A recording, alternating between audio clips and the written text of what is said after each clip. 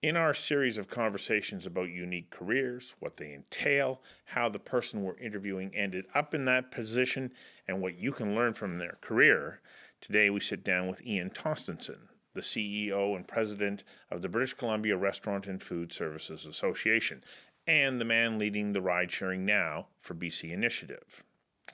There are thousands of industry associations. Taking the helm of one demands that the person in charge has a diverse background. Sometimes that background is directly related to the industry. Other times, the association lead may have experience in leading other associations or an ability to navigate a complex series of skill sets in government relations or helping to establish industry and government standards. Sometimes their background is on the sales and marketing side. As you'll learn in this conversation with Ian Tostenson, the path to leadership is anything but a straight line. Ian, what is your job right now? I'm the president and CEO of the British Columbia Restaurant and Food Service Association. So essentially, we are the voice of the industry in British Columbia. There's about 13,000 restaurants that all have lots of issues ranging from, government issues and red tape and regulation and liquor policy to, trends in local food changes and all those kind of things. And so we're sort of the center point for them to, as a resource, to, as they have their heads down keeping their businesses open and so busy, they don't think about the world too much on the outside. We are their protectors, if you will. So you advocate on behalf of the industry. What else do you do? We promote the industry. We have, we do a BC Restaurant Hall of Fame awards recognizing excellence in industry. We work with the provincial government on programs that promote local food. So a program called Eat, Drink Local. We do a lot of education for people for restaurants, and we're a resource. I mean, if you need to pick up and you need some help with HR or some legal issues or whatever, we're there for them. So it makes sense to have an association like that. We try to be very proactive. We are I think one of the things that really puts a lot of pressure on us is that we seem to be in the media all the time because there's so much interest in food and trends and issues, whether it's ride sharing or liquor trends or the impact of weather, all these different things in restaurants. So we are the voice for the industry. So what does your day typically look like? Like, when do you get started? How long do you go? What is a variety of things that you experience? Yeah, it's pretty much, it's an intuitive job. We have a small team of people, very specialized, and we pick our spots. We go after issues that we believe are going to be a benefit to the industry. Right now, we're working on ride sharing. We're working on some liquor policy with the government. We're finishing off a local promotion. So, we're not reactive as much as we're proactive, and then by doing that. So throughout the day, it'll be series. It's quite interesting because there's 4 or 5 different something that'll happen today that requires a fair amount of intuition and judgment just to get it done. And being that we've got to keep a lean team, that's a lot part of it too. So your team's really important. Always. So typically, when do you get started? When do you wrap up your day? I don't know if it ever unwraps. I sort of look at it. You go to bed still thinking about work then? Yeah, I think about work. I mean, I have a real passion for making a difference. I mean, I'd like to walk. I don't want to walk from the industry, but I'd like to have an impact in this industry, saying that we did get an improved transportation through ride sharing. We did get a liquor policy that lowered the cost for restaurants. We did get a labor policy that allowed more flexibility for people that want to emigrate to Canada and work in restaurants and become a Canadian citizen and not go through all the red tape we have to go through. Those sort of things to me are legacies that I want to create, and I will create them. But my timetable is a little bit faster than often the government's. So you can have long days. Yeah, I can have long days, but it's fun stuff, and I don't sort of go, okay, you're going to start at 8 and finish at 5. I'll deal some stuff at nighttime, or you'll come to it, or send some emails, or make some connections. So it's really enjoyable that way. So your job is not the one that you go when you're signing up to leave secondary school and say, I think I'm going to study this so that I can become that. So what is the path? Like for you, where did you get started when you left secondary school and then ventured forward? grew up in Kelowna, went to University of British Columbia here. I stayed here, went to work for Bank of Montreal for 3 years. That was What really did you study when you were at UBC? Commerce, Commerce, business, okay. business and commerce and business administration. It's a 5-year degree then. I went to work at the Bank of Montreal. It was very conventional. I learned a pile, so that was for anybody looking. You learn the disciplines. You have to be in the office. You have to do this. There's a lot of accounting, all that kind of stuff. Dress up, look after yourself. Absolutely, be yeah. self-disciplined. All That's those right. things. Yeah.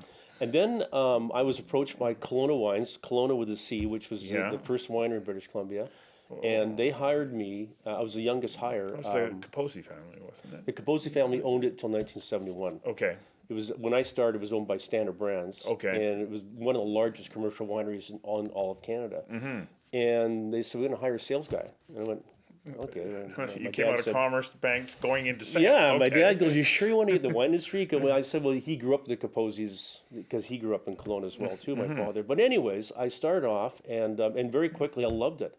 It had so much flexibility of learning about wine, traveling around, meeting people, meeting customers. So clearly, And, you got to be a people person. You had to be a people person. Yeah. You have to love what you do. And I was there 22 years. In the last 13 or 14 of those years, I was president CEO of a company that was comprised of Kelowna Wines, Granville Island Brewing, Potter Distilling, an import company. So we were a real force to reckon with. And that was really the time I learned an awful lot about that. Okay, so you started in sales, but that became your entry into sort of a broader range of responsibilities Yeah. and taking on management ultimately. And I was promoted because I was so enthusiastic and I cared. And then if one piece of advice: if you're going to get involved in a company, get involved, and have proactive ideas and get involved with how the business can be better. That was really important. I was always thinking about ways we could do things better. And then I think the other thing is that recognizing, and I learned this from the bank, is that even the bank was very technical. It got hard at times. I remember we had an audit, and we did really well in the audit. It wasn't because me, the administration manager, was particularly good. I was good at bringing people together. I had a really good team. So at the winery, from manufacturing to winemaking to marketing and sales and administration, all that kind of stuff, I just really had really good people that I respected. And I grew up. I mean, I was appointed president at a young age. It was a public company. I had no idea what I was doing. No, I didn't know how to read a financial statement. But I knew I had a really good financial guy. I had a really good production guy. And they knew in me they had a commitment to make the company work. And we turned that company around in 1 year from a $12 million loss to making $1 million in 1 year, because everybody was excited. Everybody's part of it. Everybody felt part of the company. And that's what we do now is that, things that we do with the Restaurant Association the same way is that this is the industry's organization, and we make them to feel very part of it. And that, I think, is the key. You can get through anything with that. So when you then No, I was sorry, gonna say- don't let me I was cut you going to off say, there. I remember one time our parent company collapsed, and so we, in theory, didn't have a major shareholder. And I remember going to Kelowna and standing in front of 150 union guys, and they're kind of looking at me like, "Well, this is great. Where's our future now?" And I just remember being so honest with them. And my financial guy said, "Be careful what you do. We're a public company. You can't say too much." I said, "Well, I'm going to tell them as much as I possibly can, because they have the right to go home and tell their wife or partner, we can afford to do this holiday, that holiday, buy whatever we're going to buy this spring." It's so important. And those kinds of things really get loyalty. Yeah.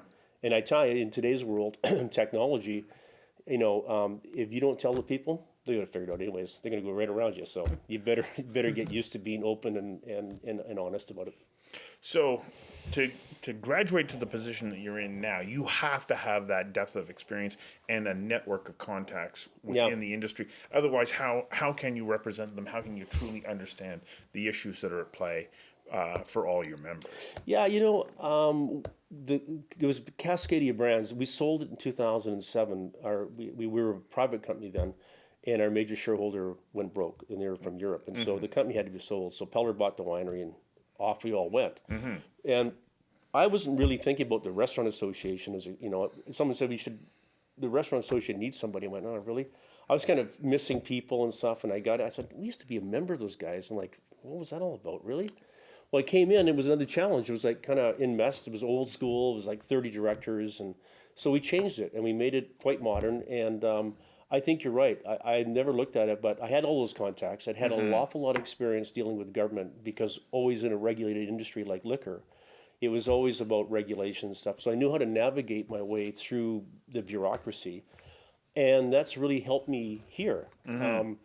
Notwithstanding the fact is that you understand how to make presentations and be in the media and be comfortable, those kind of things. And so you just keep learning. But I think for anybody, hospitality type jobs is understand the industry, understand the trends, and put your best foot out there. I mean, this is the hospitality entertainment industry. It's not, the accounting industry and sitting in an office. And so you really got to put yourself out.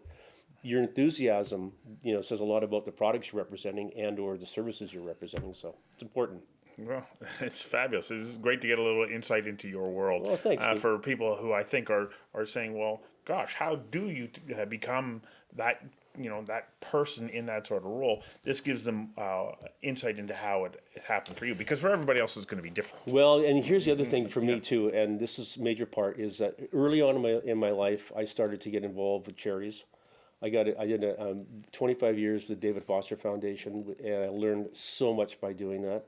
And we did such good work, still do, with helping families whose children need transplants to help pay for the cost of that. My friend and I have a little place in downtown East Side where we train people off the streets in culinary skills, basic kitchen skills, and get them jobs in restaurants. Those, I can't emphasize that enough, is take your career and be aggressive, but put back too. Because when you put back, you meet all sorts of people, you get exposed to all sorts of different things. And the world needs a lot of help. So that's an important to have that balance. And it looks, for younger people, it looks great on the resume. As an employer, when you see that side of commitment, when people say, well, I volunteer here, or I do that to make a difference in my community, that'll really set yourself apart. Great. Thanks for sharing this. Thanks, Stu. Thanks. Thanks for joining us on Conversation, Careers That Matter. And be sure to check out our channel. We have a wide variety of different streams of conversations, and we're open to suggestions from you about topics you're interested in. And if you can, please become a Patreon and help us to create more programming that matters.